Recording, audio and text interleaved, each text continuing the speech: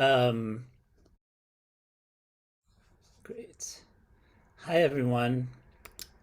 Welcome to another session of the Popular Music Books in Process series, a collaboration between the Journal of Popular Music Studies, IASPM-US, and the POP Conference. I'm Gus Stadler, one of the organizers, along with Carl Wilson, Kim Mack, Francesca Royster, and Eric Weisbard. We have a wonderful session today, but first I wanted to draw attention to the fact that we put out a call for proposals for our winter-spring session, set of sessions in 2023. Eric just put a link in the chat. Oh, can other people hear me? Okay. Carl, Carl says he can't hear me. I don't know, Carl, what to do. Um, that's very odd. Um, okay. So today we have one of the sessions I've been most looking forward to of this season. We're privileged to have with us two tremendously talented scholars of popular music, doctors Ricky Rodriguez and Alexandra Vazquez, who'll be discussing Ricky's new book from Duke University Press, A Kiss Across the Ocean, Transatlantic Intimacies of British Post-Punk and US Latinidad, which examines an array of interactions and exchanges between British musicians catalyzed by the early punk movement and Latinas and Latinos in the United States. Richard T. Rodriguez is a professor of English and Media and Cultural Studies at the University of California, Riverside. In addition to A Kiss Across the Ocean, he's the author of Next of Kin, The Family in Chicano Cultural Politics, also published by Duke in 2009. He is currently finishing a book of poems, Exemplars and Accomplices, about his time living in Chicago. Alexandra T. Vazquez's focus on music, popular performance, Caribbean aesthetics and criticism, US, Latina, and Latin American studies, race and ethnicity, and feminist theory and biography. She's the author of the recently released The Florida Room from Duke 2022. Her previous book, Listening in Detail, Performances of Cuban Music, also from, you guessed it, Duke, 2013, won the American Study Association's Laura Romero Book Prize in 2014. So after the discussion, about 45 minutes of discussion between Ricky and Alex, we'll have a Q&A. Please put your questions in the chat as they come to you, and afterwards, Francesca will ask you to unmute and address the question to the presenters. Also, feel free to post comments throughout the session in the chat. We also recommend that the presenters don't look at or interact with the chat during the presentation, as it can become distracting. And with that, welcome to Ricky and Alex, and please take it away. Thanks so much, Gus, and welcome, and thank you for those of you who are here, and thank you for those of you who are watching our archive on the YouTubes. I, in the tradition of the great Daphne Brooks, believe firmly in a proper introduction, and so first of all, I want to thank Pop Music Books in Progress series, and especially Francesca Royster for helping Ricky and I to get organized for today. So here and there I begin. And I'm just going to speak a couple minutes and before we open it up to a dialogue. So the best parties, amidst all the loud and all the moves, also offer serious conversational corners where people can steal away and think together about what's happening. In my introduction of the great Ricky Rodriguez, the luminous professor, mentor, esteemed radio personality, and badass philosopher of all things, hopes to forward this raucous joy and quasi-sobriety of that best party. For tonight, lest we forget, is a book party. I begin with a few words about his extraordinary A Kiss Across the Ocean, as there's no way to enter this space without providing a proper red carpet entry for this incredible scholar and this incredible book, for which for so many will become their new go bag. A Kiss Across the Ocean gives us permission to know well in advance that our intuitions are historically based. Intuition, as Rodriguez deftly shows us, is neither arbitrary nor exceptional, but extends from the real movements of people and the things they bring with them. As he brings us through his intuitive questioning, he models a universe of possible responses. I hasten to add that Rodriguez does not respond to some outside imposed call for making known, but rather he makes it possible to follow fresh directions for thought here and everywhere figured in music. Over the past few years, the generous that live among us have all asked, what do you need? This question is one that Latina activists, broadly defined, have asked of their communities for many generations. Professor Rodriguez makes dynamic revisions of this question many times over in this book. The question, what do you need, is a way to cut through the noise and get to the actual things that will help make a difference in everyday life. What do we need? Music writing that not only assumes, but presumes the minoritarian listener. This need is as prescient as it is persistent. It has been asked for as much above ground as below it, given the generations of writers and audiences who want more than to be included into the record and instead be heard with loud historical accuracy as the record itself. What else do we need? Beautiful and original forms of analysis that can happen when time and space is not ceded to having to make a case for listenership deemed other or incongruous. These two asks are profoundly taken up by Ricky Rodriguez, and he goes even further by pushing the us to the rim. When thinking about the force of music in people's and music in people's everyday lives, what is possible when not making oneself the exception for unpredictable desire? Rodriguez's whole book holds a most elegant use of memoir. And I want to get into this later. And this is a bulk of the questions that I want to ask Ricky about. But by elegant, I mean that Coco Chanel adage of, before you leave the house, look in the mirror and take one thing off. Ricky does this again and again, and you can tell the absolute delicacy with which he's using the autobiographical. He does not impose arbitrary accessories of the personal. Rather, through every window he gives us into past research surprises, the reader feels an opening, air, water. Like the best disco tracks, Rodriguez turns his intros and outros into invitations for all that the reader may bring or take. This is an important stylistic move given the glut of narcissistic navel gaze that has taken fast and furious hold of much of current scholarship. He says with immeasurable charm, let's go together. From stories he recalls from both adolescence to the here and now, Rodriguez's style emerges from his careful, generous, and most importantly, loving skills of observation over many years.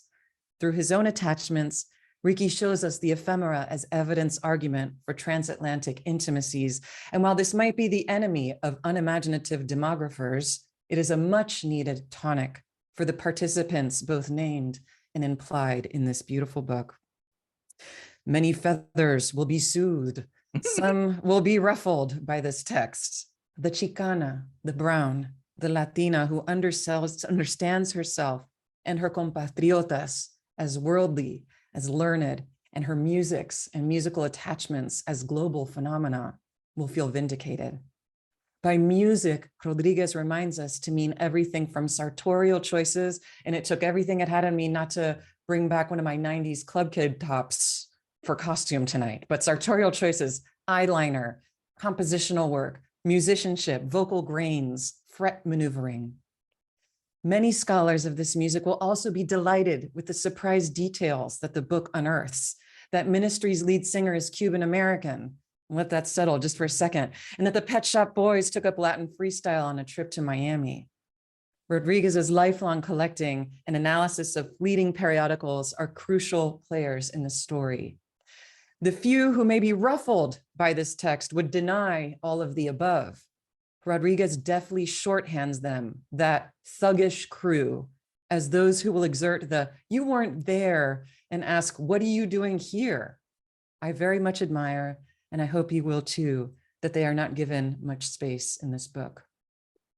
Readers will know that this is a story that must be told by Rodriguez for everyone to hear, thanks to his unique and gifted sense of living and living with archives of pop cultures as the teacher that we might not have always had, or as precursors to the ones we were eventually lucky enough to get. On every page, we feel Rodriguez as the internationally recognized teacher and beloved mentor to so many.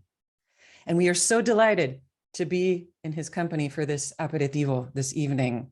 So the structure of tonight will begin with questions of Rodriguez about process and all that involves, and what was involved in the composing of this beautiful book.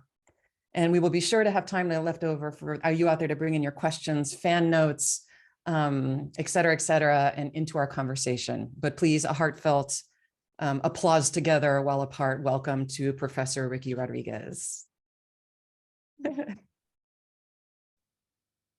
Thank you so much, Alex. Please. That was such an elegant introduction, and I can't thank you enough for your ongoing support and everything you did to help make this book possible.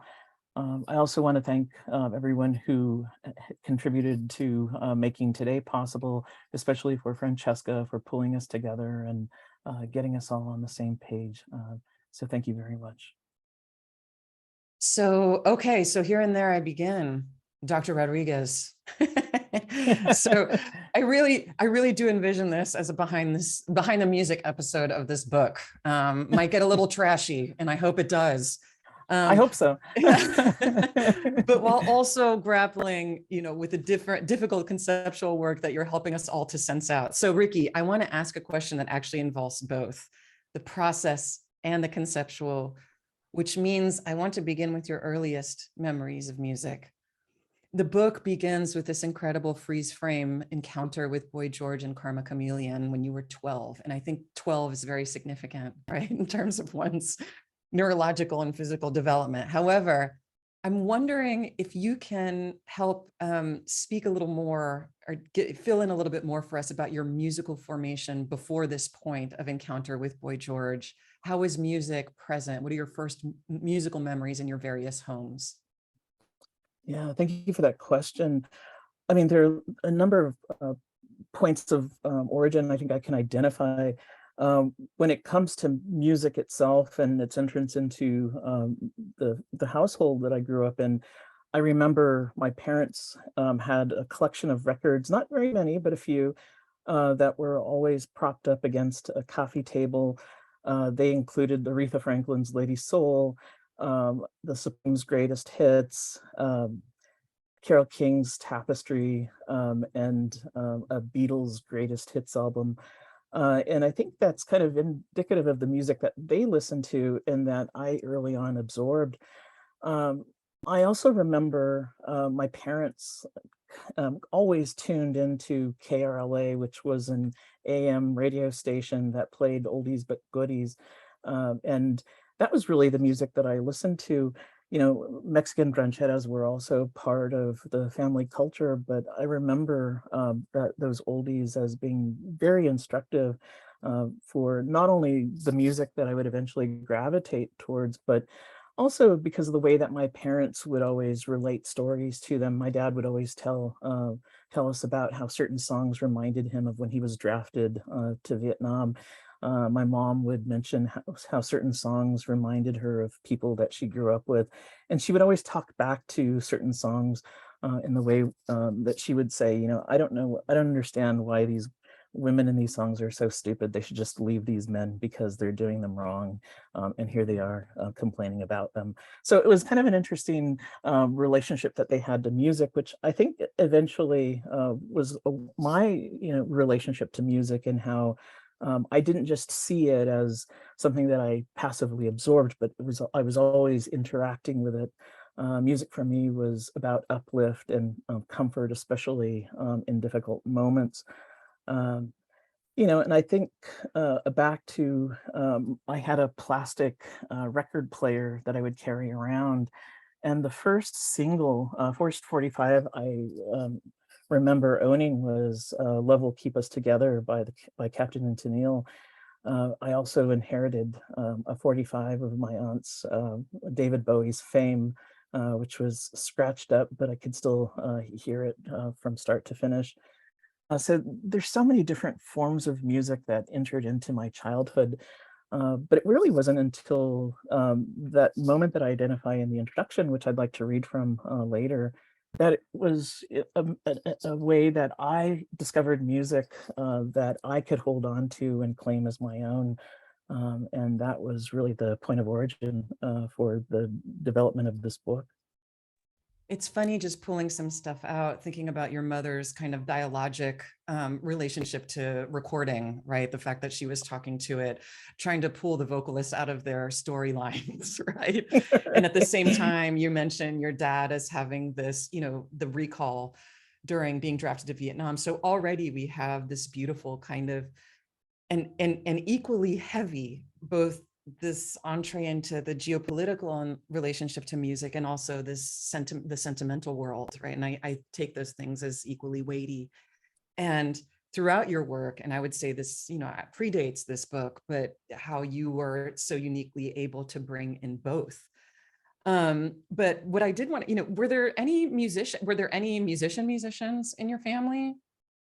Yes, in fact, I come from a family of musicians. My dad sang as a teenager. He played with a number of Chicano rock and roll bands who were coming out of East Los Angeles and Southern California in general during the 1960s. My uncle, Lou, played guitar with a number of groups, including the Midnighters, other Chicano rock and roll bands, who is also now a guitarist who lives in Nashville, Tennessee, and has played with a number of country western artists, including the Filipino-American musician Neil McCoy. And my uncle Gilbert, who's also my dad's brother, is plays the bass, and plays with a band in Southern California, and they do they're a cover band, and so they play weddings and family events. I tried my hand at an instrument early on, the violin and the cello, but failed miserably. And I feel like my attachment to music didn't come by way of my identity as a musician, but rather as a connoisseur of music, and also a historian of that music. So even though I'm not a musician like my uncles, I still feel I can identify with them in some way, but my attachment to music is slightly different.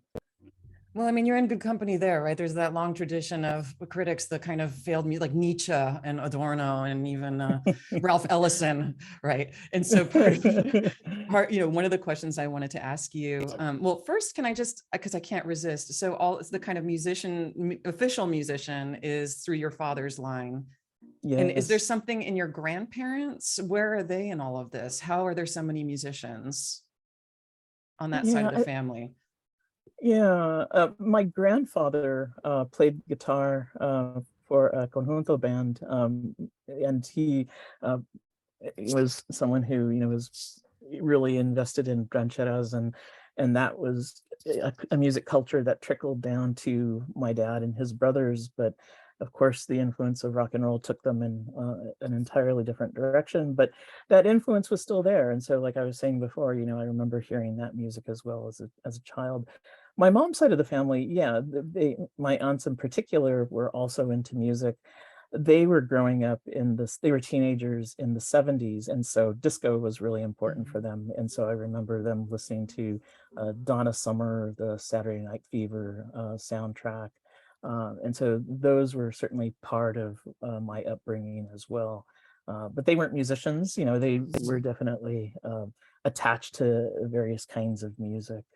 And so I think, with both sides of my family, you can see the different kinds of musical genres that would ultimately impact me. And at various moments in the book, you can kind of see the way that I'm trying to nod to those musical influences. It's, it's incredible to me how palpably social this book is, and it lands on us right from the acknowledgments, in fact. And so I'm thinking of, you name the Irene, or so you do name these aunts, and in the beginning, we learn very quickly that some of the most important people for you are not only not just your immediate family, but aunts, cousins, etc., nephews, nieces, godsons, but the people who you're going to shows with. who, might not be in the same trade that we're in, right, ever, but often give us the most important theoretical lessons as music critics. And so I wonder the impact of that social world over the course of your life, difficult to reduce. But even one example of going to concert with one of your homies that you list, and I think it's really interesting how many of them are women, which I think is super important, the kind of Chicana feminism that is this book too. But it's, can you give us an example of the deep impact or import of those experiences on this book that you've written for us?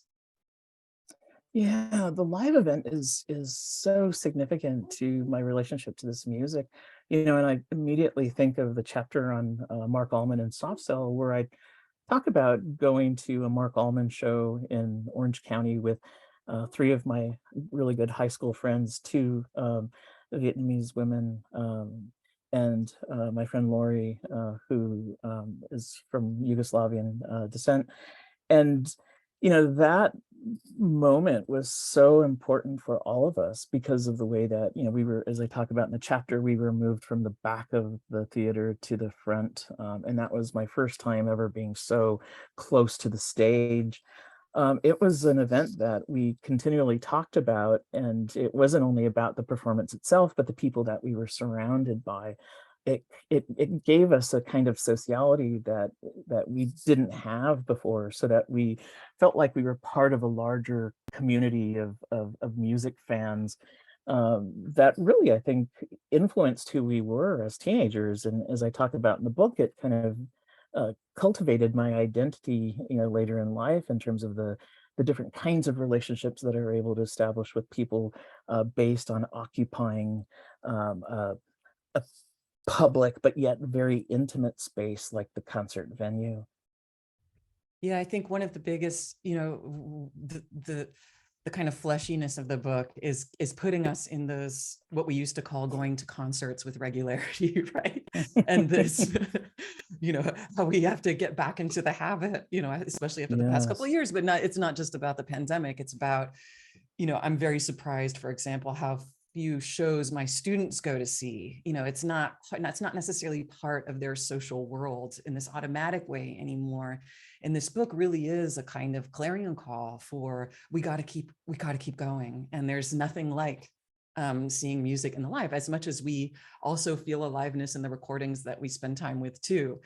So on that, and I would like to kind of just draw this line that you've kind of put out for me, is thinking about the social relations that happen in the concert venue and liveness and with friends and comrades, etc., as you take in and listen to music together. Is that a skill that you were also developing, let's say, to talk to the musicians that you interview for the book? So another way I want to ask this question is, how do you approach, if this is a series about book writing, how do you approach these musicians about talking to them or meeting with them? What are some of the methods that you found that have been successful in terms of getting in touch with people, building a trusting relationship with the people that you're talking to? Yeah, that's a really great question, Alex. I feel like with the advent of social media, it's been easier to get in touch with musicians, and because they're not as popular as they were before, I think there's more accessibility now. So, for example, in the Holly Johnson Frankie Goes to Hollywood chapter, I talk about how I suspected that Holly Johnson was behind his Facebook page, and it wasn't until I sent him a personal message that I realized that my hunch was right, and he responded, and we communicated for a while, and then he agreed to meet up when I was in London. He put me in touch with a few other people, like Christos Tolera from Blue Rondo a la Turk. And I found that through social media that it's sometimes easy to connect with artists. Um, in the Bauhaus chapter, I talk about going to hear David J, who's been known to do DJ sets in Southern California. And so I have seen him around. I've interacted with him just in those venues. So it's become a lot easier, rather than, kind of waiting backstage and hoping that you can see the band leave the show, which I still do, and I was prompted to do so by friends. I remember recently I met John Moss, the drummer of Culture Club, by doing that. My friend that I went to the show with was hoping that she'd get to meet Boy George, but I was happy that we met John Moss because I preferred meeting him over George.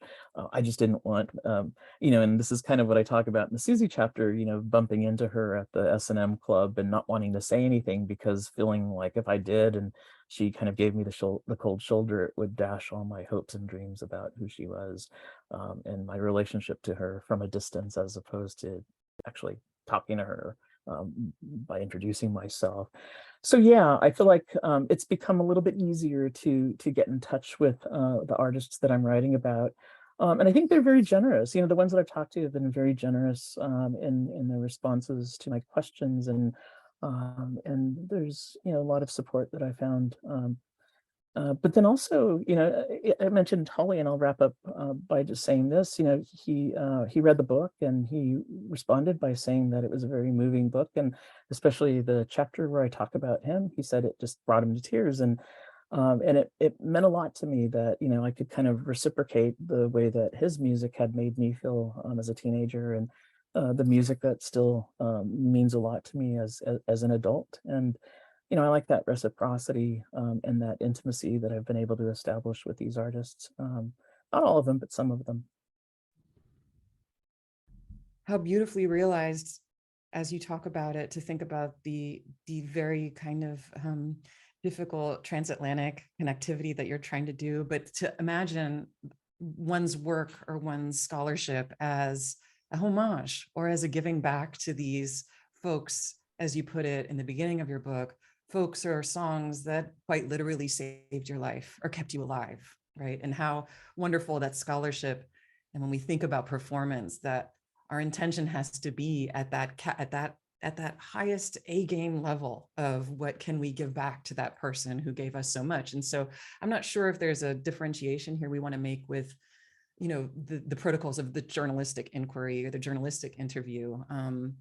But I'll just leave that there. And I wish we had 3 hours, but I do want to get into more of the specifics of a book, and I definitely want to hear you read a beautiful passage. So your use of touch in the book, especially the kiss. The kiss to my ear and eye never feels sloppy or gross, right? It's very, it's very moving.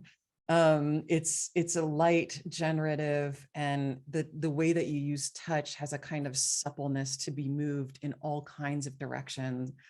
In your descriptions, your encounters with people, never once as I read do I ask, well, what did that sound like, or what did that feel like?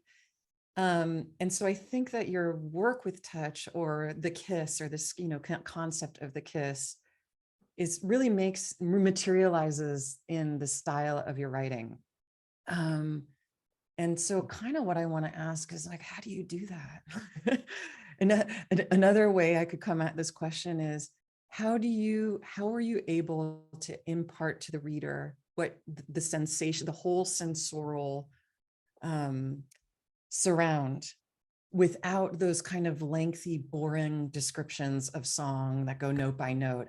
How did that work itself out in revision? How do you approach a page into giving the reader what they need and nothing more? Yeah. I before I wrote this book, I would hold on to certain lines from songs, and there was so much personal emotional currency that these lines would have. And so I felt like when I started writing this book, it was like, now I can really flesh out why these lines in these songs are constantly with me, or why they seem to creep up at certain moments, where I'm in a particular location or in a particular situation, where immediately those lines come to mind. And it gave those songs, the lyrics from those songs, a certain kind of materiality. And I felt like that was just really the way that I wanted to write about this music, was the personal attachments that I had to the music. the personal attachments that I know other people have to this music as well. And I thought the metaphor of the kiss was just perfect, right? You know, the title comes from a concert, a tour by Culture Club, A Kiss Across the Ocean, and I was just thinking about the kiss, and and what the kiss entailed. That in order for the kiss to meet its affective aim, that it had to, touch another surface. It had to reach that intended target, and I felt that the kiss was in many ways about reciprocity, that in order for a kiss to really achieve its affective potential, that it needed to be reciprocated, it needed to be felt, it needed to be returned. And so in many ways, this was precisely the way that I wanted to discuss how the music operated in this, you know, bilateral or multi-directional process, that it wasn't just operating from one direction to another and dying once it reached its endpoint, but that the kiss was ultimately returned, that there was a certain kind of mutuality that was required in order to understand how the kiss and other forms of emotional attachment operated with respect to this music. That's so lovely. And it really does have a kind of feather light quality. It's very specific, right? Because there's what you're so careful about, not only your own affective attachments to it, but you're so carefully attuned to the actual material histories in a way that is not trying to ram it down the reader's throat, right? You don't offer the kind of comprehensive how Brown meets UK, right? But it's these beautiful kind of feather touch kisses, or this kind of fleeting contacts. But I love also that you're very insistent on how it's not just given, but also received, and given back and then received back. So Thanks, Alex. And if I can say please. something Yeah, too, please go.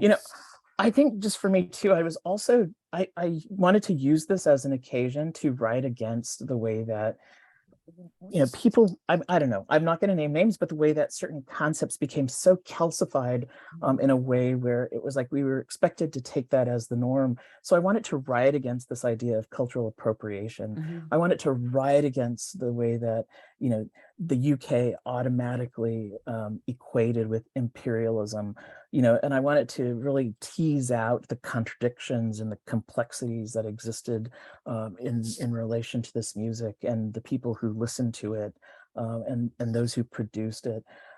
And so, it might not come across, in a very, obvious way, but it was an opportunity to really challenge those Mhm. assumptions that I think, have kind of been, you know, I don't know, taken as a given and really, not challenged or unpacked in ways that really get us to think about the contradictions that exist with respect to people's attachments to music.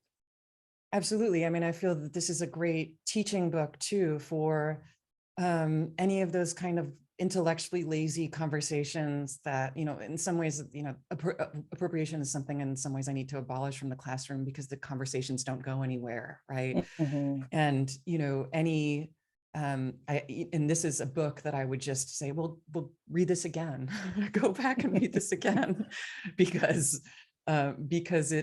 you refuse that lazy intellectualism from the reader to make these facile kind of accusations of appropriation, and not thinking about the UK as multiple UKs, as we're Right. even Yeah. seeing today, right? So thank you for that. And with all that you're holding already, with this touch, with the refusal to go about business as usual of making bad objects, right? Instead, listening closer, as we all do, right? None of the music that any of us listen to has, his hands are clean, for example. But thinking about all this difficult work and, really going against the kind of rock jock alternative, bromance with the ways that, the musicians have been talked about in your book. It seems to me that for all of us, when we're writing books about music, the hardest kind of exercise of it is trying to find the structure. And so I guess I would just ask, how did you end up coming up? How did you imagine the structure of this, or how did the structure of the chapters come together for you? Right. Thank you. Yeah, I'll say that when I first started working on it, I didn't imagine the book including the element of memoir, which is so a necessary part of the book as it stands. And in fact, it wasn't until one of my writing group members, one of my colleagues here at UCR, who's in creative writing, identified a personal narrative in one of the footnotes, and he told me this needs to be brought out. You need to put this into the body of the text. It's not inconsequential. It's essential. And begrudgingly, I did that, and it it fell into place. So as I started writing every chapter, I thought, I need to bring in, a personal um, element, a memoir, autobiographical narrative, an anecdote. And I was always conscious of doing that, but I wanted to weave that in with the historical and cultural analysis that is a part of each one of the chapters. And so I credit my colleague Michael for kind of convincing me to move in that direction. But it was also, reading work by other scholars like Francesca Royster, whose book "Sounding Like a No-No" was very influential to me in being able to weave the personal in with the cultural and the historical. And so I feel like I had a number of great models to follow, influences that I feel like I could, pay homage to, while at the same time, still trying to bring in elements that were very much grounded in my own personal experience that related to the music that I was talking about. Well, this seems like the perfect moment, Dr. Rodriguez, for you to. Can we ask you to read a couple paragraphs? Are you going to do the first paragraphs of the book? Yes, I'd love to. Okay, great. Okay, so this is from the introduction, which is titled "A Kiss Across the Ocean." February 1984, one Saturday morning in Santa Ana, California. I was 12 years old, one month shy of entering my teenage years, and already feeling alienated from many of my peers because of the widening divide between us around our respective awakening identities. I also found myself enduring the constant warring of parents who had fallen out of love years ago, but frequently and desperately attempted to stay together for their children's sake. My mother was working long hours at the cosmetics counter at the Broadway department store, struggling to make ends meet to support my sister and me after my father decided once again to flee our frequently contentious household. Not wanting to leave us home alone, she always dropped us off at my Aunt Irene's apartment on weekends, where we would arrive with an arsenal of library books and art supplies to keep us busy until retrieved hours later. Yet on this particular morning, we walked into Irene's apartment precisely as Culture Club's Karma Chameleon, a melodically buoyant yet lyrically lovelorn song that I had recently become obsessed with, given its repeated plays on the radio, arose from the single speaker of a modest television set atop a stereo system. The song seemed to greet our arrival, and what appeared on the screen further lodged the song at the center of my heart. The band singer, a glamorous, selfish, and gender ambiguous figure I would soon come to know as Boy George, captured and held my gaze for the duration of the music video, profoundly moving me and immediately influencing my lifelong attachment to popular music. Like the transformative televisual moments for Alice, the teenage protagonist of Keith English's 2018 film The More You Ignore Me, who sits transfixed by Morrissey and the Smiths performing This Charming Man on Top of the Pops in 1984, and for gay Black British choreographer Les Child, who comes to know himself when witnessing ballet on the small screen. I suddenly began to see the world anew. This newfound perspective manifested not only from a multicolored prism consisting of red, gold, and green, as discerned from Culture Club's song lyrics and music video alike, but also through a kaleidoscope of class, gender, race, sexuality, and desire. Karma Chameleon, however, was only the first song in a long line of British pop songs and music videos that would touch me in affective and thought-provoking ways. Be it the doubly somber and dramatic synth masterpiece "Here Comes the Rain Again" by Eurythmics, which also seemed to play recurrently on the radio alongside Karma Chameleon, or Soft Cell's "Tainted Love," an angst-induced self-diagnosis of a spurned lover set to an electronically enveloping sinister beat. This music shook the very foundation of my existence and brilliantly soundtracked an otherwise ordinary life. So that's those are the first two paragraphs of the introduction. I'll read a couple of paragraphs from the introduction of chapter 3, which is titled "Dark Entries," a song by Bauhaus. One of the most memorable and undoubtedly useful classes I took in high school was typewriting, providing me with the advantageous ability to move fairly quickly on the keyboard for the lifelong purpose of writing, along with an attendant praise garnered from witnessing friends who missed out on the chance of enrolling in such a course. This 9th grade elective additionally helped facilitate the introduction to one of my all-time favorite bands, Bauhaus. It was one particular person also taking Miss Smart's typewriting class, a peer, an upperclassman, and at least in my eyes, an on-campus celebrity, who brought the post-punk band from England into a room filled with antiquated metal typewriters, as well as into my record collection. Sean was rail thin with short black and spiky hair. He wore tight-fitting black jeans tapered at the ankles and traded daily between midnight blue velvet creepers and black Oxford Doc Martens.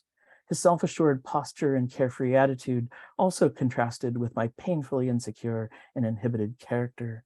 Sean also regularly sported t-shirts announcing his favorite bands. One of his favorite shirts, evidently so given that he wore it at least twice or sometimes 3 times a week, was white with black lowercase letters spelling out Bauhaus. Beneath the lettering was a thin figure correspondingly in black. Vampire-like, this figure held a woman who was either dead or unconscious and closely matched Sean's adopted look. It also reminded me of the friends with whom he kept company at lunch and whom I admired from afar. This figure, I would later learn, was one that Bauhaus's lead singer, Peter Murphy, would identify as his mirror image. The Death Rockers, as they were known at the time, goth was not commonly used as a descriptor then, at least by those outside their social sphere, were a group of teenage kids of varied ethnicities and races. Yet the pale-skinned ones were more capable of crystallizing a seemingly mandated pallor aesthetic. Sean, however, diverged from the rest. While the light-skinned Latinos and Latinas could whiten up with a layer of white face powder, Sean was distinctly, and I soon discovered, unapologetically brown. Indeed, he spoke Spanglish, had no qualms with cultivating friendships beyond the Death Rocker crowd, and often mentioned his Mexicanness to me and in overheard conversations. And if turning white was even a possibility, I recall how he'd oftentimes roll up the short sleeves of his Bauhaus t-shirt, a move which I read as the need to avoid the dreaded farmer's tan. And so I go on at length about, finding out what this figure was on his t-shirt, and just the way that Bauhaus would become a very important band for me, and then lead to these attachments with Latinas in particular, who were also drawn to the band. Why is, many passages in this book, but why these passages are such gifts is because I don't think after anybody reads them or even hears them, you read them right now, I'm not hearing Karma Chameleon the same ever again. Karma Chameleon will always involve little Ricky for eternity, right? So I love that you do give us these different narrative storylines to imagine, and that in some ways become congealed to these popular songs that we thought we knew, or that we thought we knew everything about, or that opens up to other folks' affective attachments to them too. I also love the work that you do with Sean and all of those middle high school figures, because the way you write it is so porous that it doesn't kind of have any whiff of narcissism. But what it allows the reader to do is opens up to the Seans in their own lives. So, those important Legba figures at the crossroads that introduce us to that one thing. For me, it would have been this Nicaraguan kid in middle school. His name was Gary. And Gary, if you're out there, please come find me because I need to thank you. Who in Miami, Florida, I assumed that New Order was from Miami, Florida. I thought it was Latin freestyle. I was convinced. I was like, there's, New Order's from Miami, correct?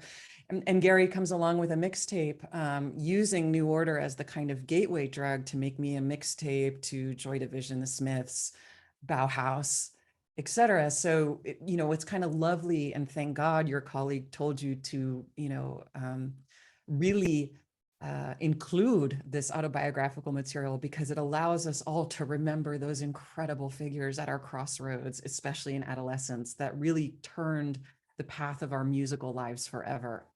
So, and Alex, if you don't mind me, just saying something else here.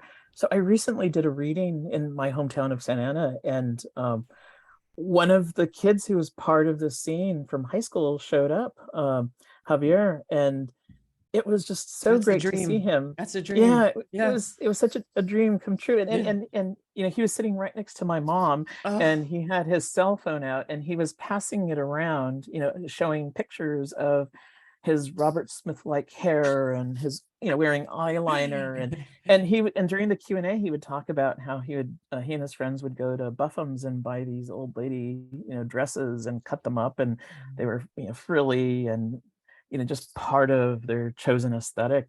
And of course he'd have to take all of that stuff off before he went home, otherwise his father would have words for him. But it was such an amazing moment where it was kind of like I could step aside, and it wasn't about me, but it was a chance for Javier to talk about the significance of this music, and as he said, he felt seen. Yes. And that's one of the things that people have been telling me when I've been doing these readings. It's like this work makes them feel seen. And and I love that. It's not just about me, but it's also giving people the opportunity to tell their related stories about the significance of this music. Yeah, and it's so lovely, because it's not the recognition that comes with feeling accepted or included. It's more, gosh, I'm not alone and I have company, right? And who cares if I'm recognized or included, but at least I know I have company. But also that you gave space for those kids, for those high school kids, that they were actual high school kids, that they're able to recognize themselves in print, which I think is actually one of the more meaningful things that we can do as scholars coming from the places that we come from. So there is a kind of beautiful, pedestrian activism to this, to say like, oh yes, you were an important part of this story. We are running out of time, and I want to make sure to open this up for the audience, but I would be remiss to not want to ask you. You are also an esteemed DJ. I'm curious about your experience in radio. I mean, the way that you sample in your work just shows that you have radio brain. And you're able to kind of recall things and put things together in these constellations. Was your work on the radio or as a DJ, was there a kind of, did it bear relation to the writing and to the structure of the work, or how did it involve the social in a different way? Are there any shout outs that you'd like to make? Yes. So yeah, the radio aspect is certainly part and parcel of this book. So at UCR, I designed a course called Punk and Post-Punk Cultures, and two of the students in the first iteration of that class were DJs at the campus radio station KUCR, and they both showed up, or they both approached me after class one day with an application, and it was to submit to become a DJ at the campus radio station. They said, you need to DJ for the station. And I was like, oh, thank you so much, I appreciate that, but time. And so I had the application on my desk for the longest time, and one of the things that that they wanted was the potential DJ to write up a playlist. And so I just wrote something out while I was in office hours, and I thought, oh, this could be fun. And so I eventually submitted it, and they called me in for an interview. And it was certainly a steep learning curve, because I get really nervous, and I initially was very nervous on the air, but now it feels very natural. And I just, I love, being able to play music that friends request from near and far. Local folks, will call in and ask for things. And some colleagues, like my dear friend Kehalani Kalanui, will listen to the show weekly, and that will get us, to have conversations on Instagram about music. And so a lot of the music that I play is influenced by the people that I'm in conversation with, both people who are from the local community as well as the community of scholars that I see myself engaged with. And it's just it's brought me pure joy. I have to say, sometimes it takes a while. It does take a while to prepare for each show, but while I'm doing it, it's just totally euphoric. And after, I feel like so relieved. Like the stressful week will just dissipate because of just the pure joy that I get being on the air. That's makes you want to get a show. Makes one want to get a show. It's part of our practice. I kind of want to end with a hard question. This is hard, and forgive me for throwing it at you right now, but I wonder if you could walk us through Next of Kin, your first monograph, to what the journey from Next of Kin to A Kiss Across the Ocean, and what that book trained you to do in order to write this book. And then the second part of my question is, how did A Kiss Across the Ocean train you for the poetry that is coming out next? Yeah, thank you for that. So, Next of Kin was really about thinking on how the family was such an essential element to the Chicano civil rights movement, and wanting to track the way that the family had moved from this nuclear patriarchal kinship ideal to one that was much more capacious and broad, and the way that we might understand not only the family, but kinship relations in general. And so the kind of the end chapter of, or the conclusion of that book, was thinking about the queering of the family and queer kinship, and the possibilities of thinking about family beyond blood ties. I was recently thinking about this, and the conclusion of A Kiss Across the Ocean is all about the creation of community across generational boundaries, and the discovery of this DJ collective that I write about, who go by the name of Ghost Town, which is taken, the name is taken from the Special song Ghost Town. It was just this revelation that got me to think about how we can't think about this music in nostalgic terms, but the way that it's still a very dynamic force that's influencing younger generations of listeners and activists. And as I say in the book, I felt like a newfound kinship with a younger generation of fans. And this is one way that I feel like there's this new relationship that I've been able to establish with this music. The relationship that this younger generation of listeners has breathed new life into the music for me, in the sense that I now understand how this music is a catalyst for them. And so, going back to the first book, I feel like it has established this sense of kinship with people that I might not on the surface see having any connection with whatsoever. But it's the music that brings us together and allows a certain kind of new community formation to manifest. And that actually ties into the book of poetry that I'm writing about. Being from Southern California, I think there was always the assumption that I, desperately wanted to get back to California. But I fell in love with Chicago and the Midwest in particular, and I just came back from Chicago, and I didn't want to leave. And so the book of poems is about, all the relationships that I had while in Chicago. Some good, some bad, and some that materialized at 3 and 4 in the morning. But it is a certain kind of way to tell a story about creating community, which I think is the narrative thread that runs through the first book into the second book, and then everything that I think about and do with respect to the work that I produce. Thanks.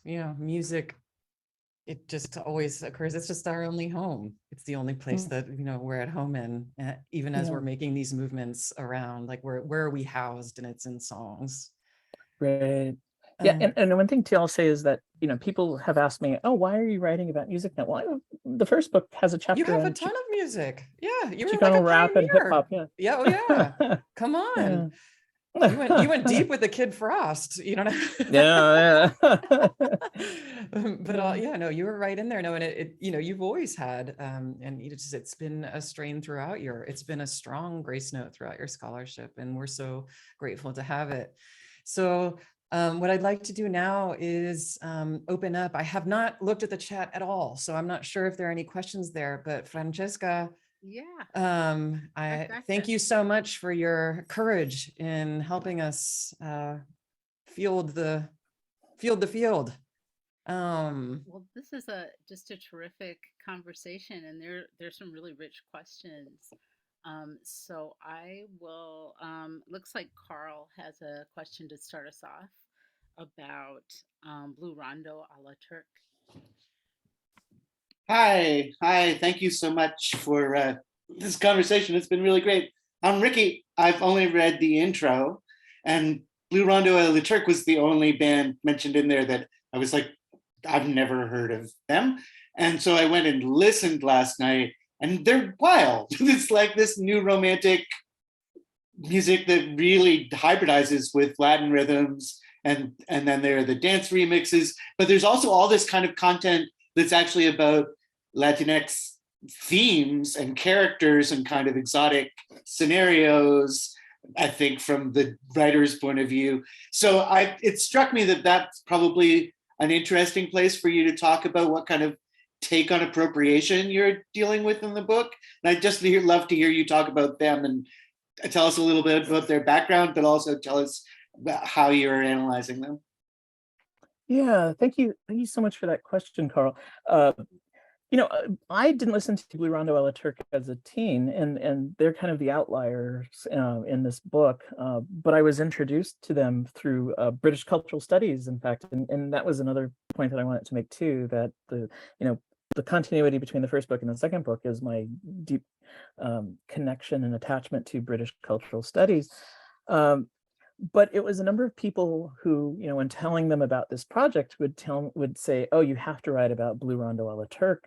And I had only, encountered them in passing, but when I was digging a little deeper, I was thinking, wow, I definitely have to write them. So they're, they come up at the same time as Spandau Ballet. They're part of the new romantic scene in London, the Blitz Kids, and the two main figures in the band, Chris Sullivan and Christos Tolera, are hobnobbing with the likes of the Kemp brothers of Spandau Ballet, Steve Strange, and a number of prominent figures of that scene. But unlike their contemporaries, they don't take on the frilly costumes and the makeup, well, some makeup, but instead they opt for zoot suits, right? And the zoot suit is, there's a renewed interest in the zoot suit. And I talk a little bit about how the zoot suit had been introduced to British youth culture post World War II. African-American sailors would introduce the youth in Britain to the zoot suit, particularly the migrants from the Caribbean, and so the zoot suit was also, it rose to prominence at this particular moment. And so Blue Rondo not only, adopted the zoot suit as their style, their sense of fashion sensibility, but it was also their desire to embrace Latin music. And so it wasn't just Sullivan, a Welshman, whose family had come from Wales, and Tolera, whose family had migrated from Greece, but it was also a number of musicians who had been migrating from Latin America to the UK. And I think that's one of the stories that I wanted to tell, albeit briefly in the book, that there was this really amazing historical migration from Latin America to Britain during the early 1980s. And so, by these Latin American musicians joining Blue Rondo a la Turk, they kind of contributed to this Latin sound and style. Now, their most famous single was and it wasn't quite famous.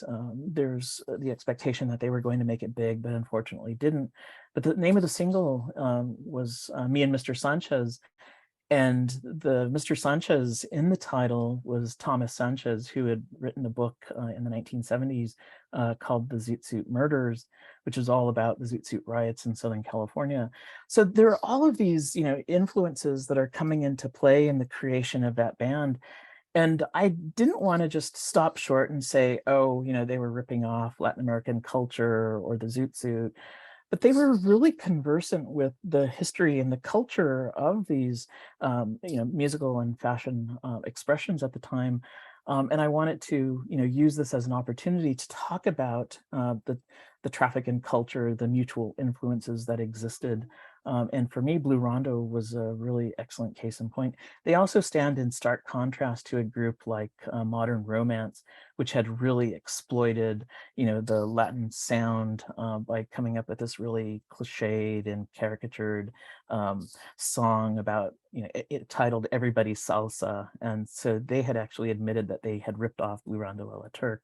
And so I wanted to see Blue Rondo in contrast to a band like Modern Romance, which really could be charged with cultural appropriation. So a lot to say about them, and I just think they're a really fascinating example. And there's a renewed interest in the band, which I think is essential, because they didn't quite get their due when they first appeared on the scene.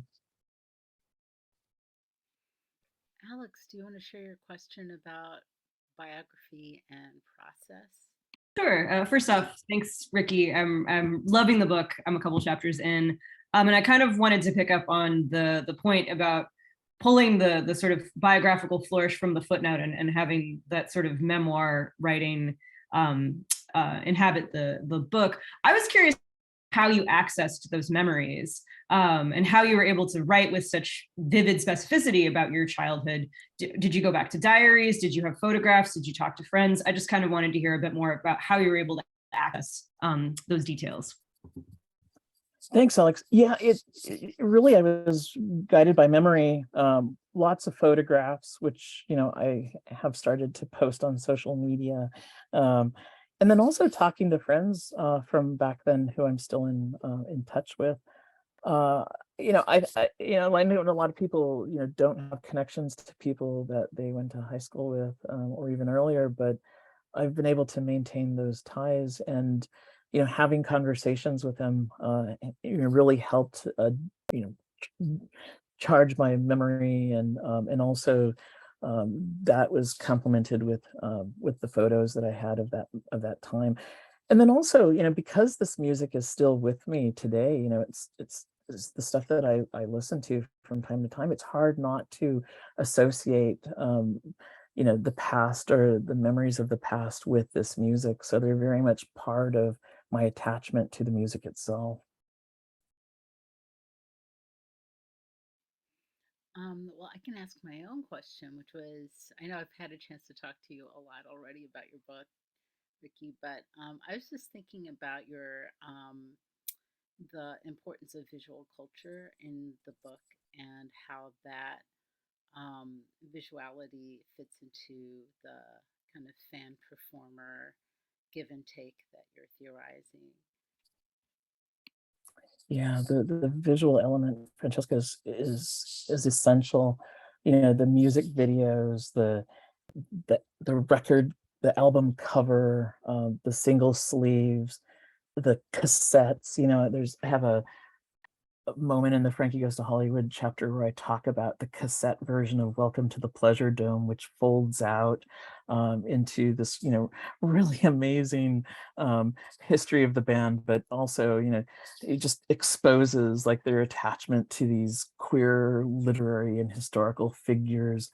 And so, yeah, I think the visual element also contributes to the sensuality that I want to emphasize in relation to the music.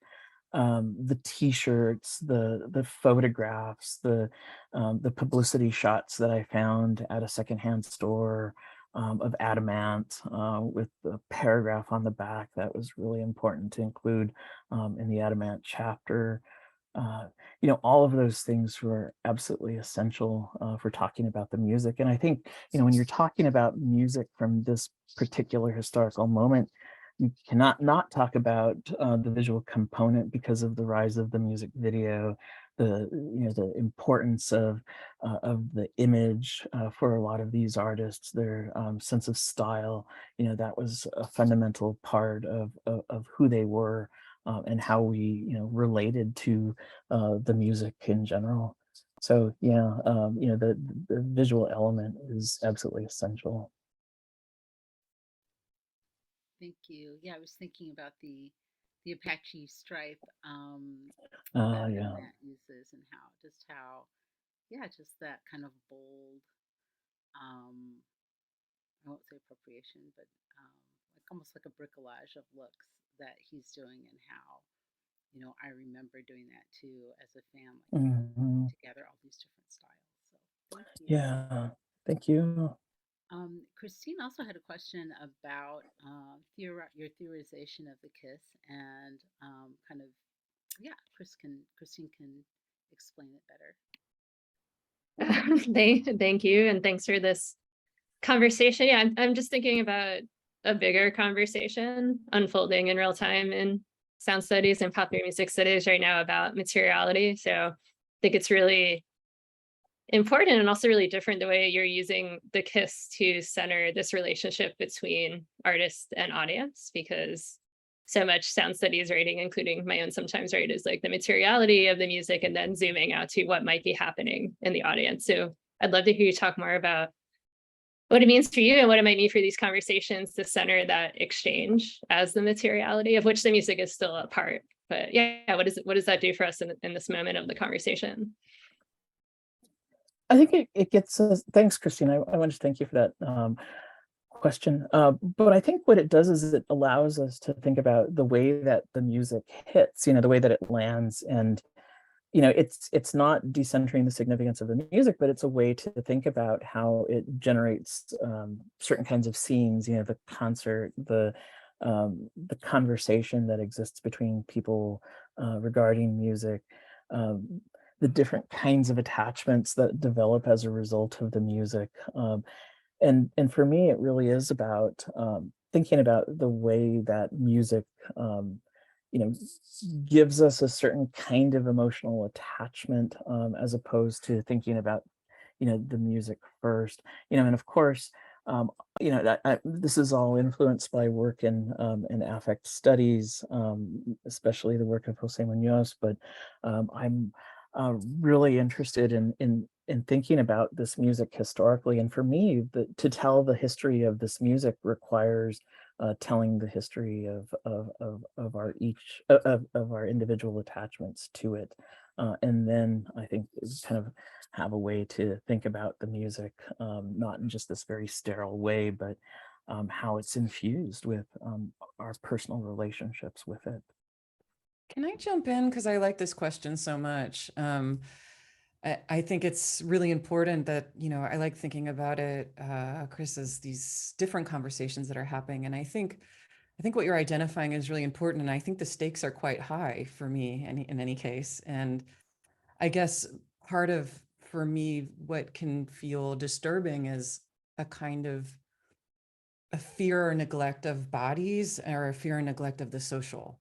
And, I find especially a kind of masculinist tendency to be able to go, all in when we're talking about equipment, but when we're talking about a woman vocalist voice, right?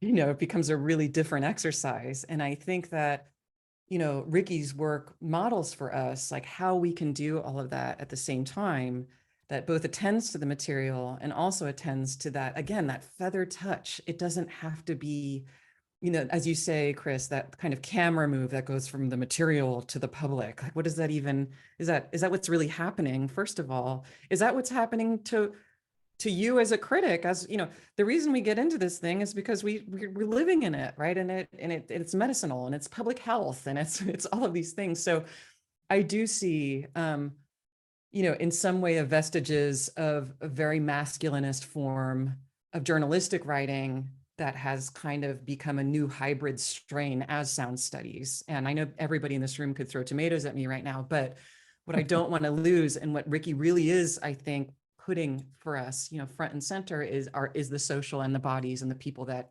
made us possible.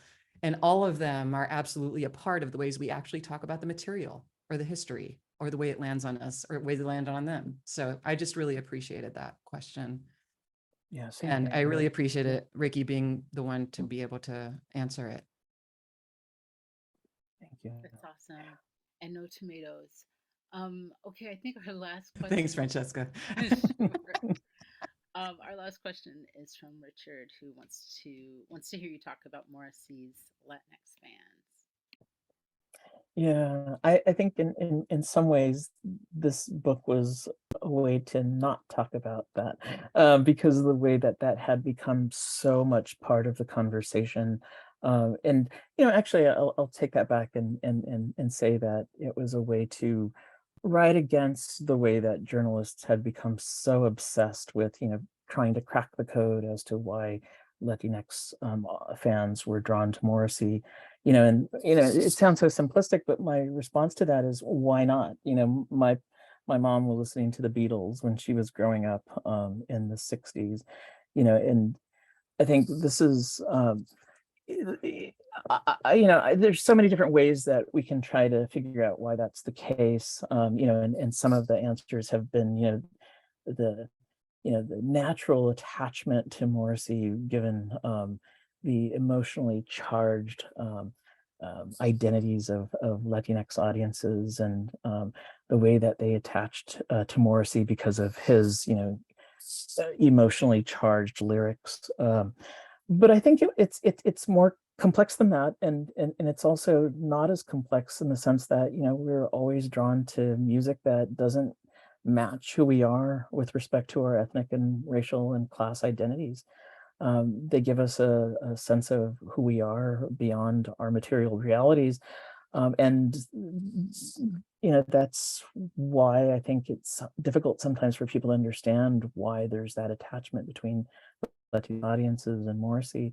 Morrissey and the Smiths were really important to me as a teenager, and I still love the Smiths, but I've found myself distancing myself from them when it comes to Morrissey's politics. And people will ask me, how can you still listen to the Smiths after knowing what Morrissey represents? Well, I think there's still that attachment to the music itself, and not wanting to discount the horrid politics that Morrissey espouses. But to still think about the way that the music was essential at a particular moment when I didn't know as much about Morrissey as I do now.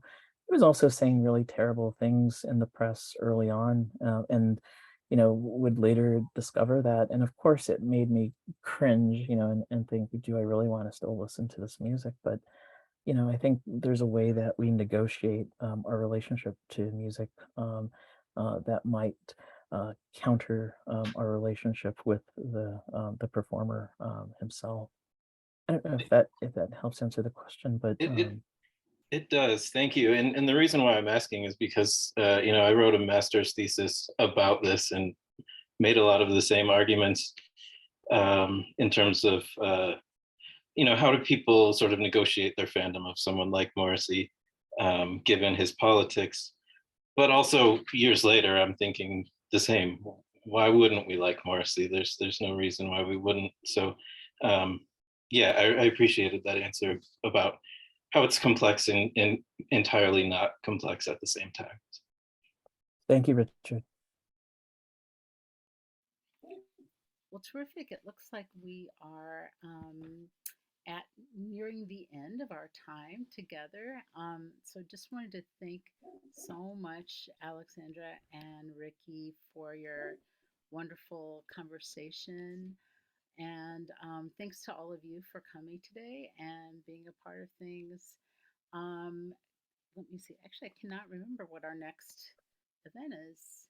Does someone else remember it? I'm sorry. I'm blanking.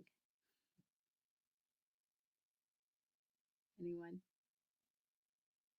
Nope. Okay. Well, watch the airwaves. Watch the listserv for the announcement of our next person. But Eric, were you gonna help me out? I forgot. Let's see. I am. Sorry, wait, hello? Wait. Yes. Hi. Wait, sorry. stop the recording, please. Stop the recording.